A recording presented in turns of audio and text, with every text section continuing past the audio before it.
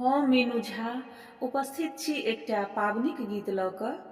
आशा करै छी अहाँ सबके नीक लागत तऽ लाइक शेयर जरूर करब। धन्यवाद। जय मिथिला, जय मैथिली। हमरा धिया के पाबनि बीती गेल, ओझा माई किछु ने पठौलनि हे। हमरा धिया के पाबनि बीती गेल, ओझा माई किछु ने पठौलनि हे।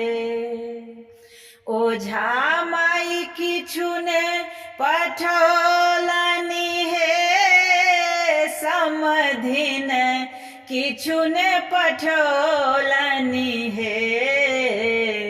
हमरा धिया के पाबनि बीती गेल, ओझा माई किछु ने पठौलनि हे।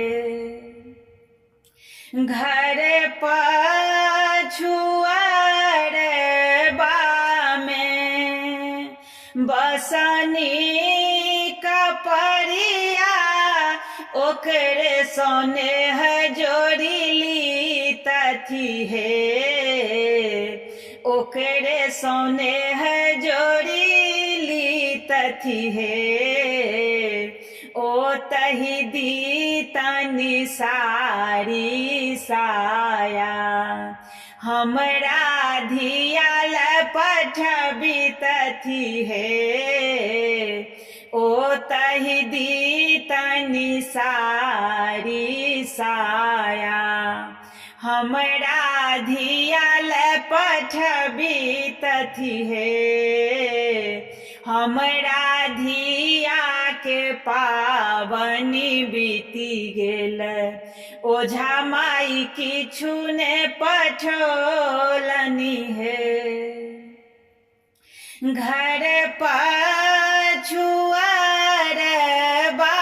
में एक घर लहरिया, तकरे सो प्रीति लगबी तथी हे। तकरे सो प्रीत लगबी तथी हे। ओ तही दी तनी जोड़े जोड़े लहठी, अपना पुतहुल पठबी तथी हे। ओ तही दी तनी जोड़े जोड़े लहठी, अपना पुतहुल दी तथी हे। घर पछुआरबा में सिंदूरिया रे रैया, ओकरे सो प्रीत जोड़िली तथी हे। ओकरे सो प्रीत जोड़बी तथी हे। दी तनी डीबे डीबे सिंदूर, हमरा धिया ले पठबी तथी हे। हमरा धिया के पाबनि बीती गेल, ओझा माई किछु ने पठौलनि हे।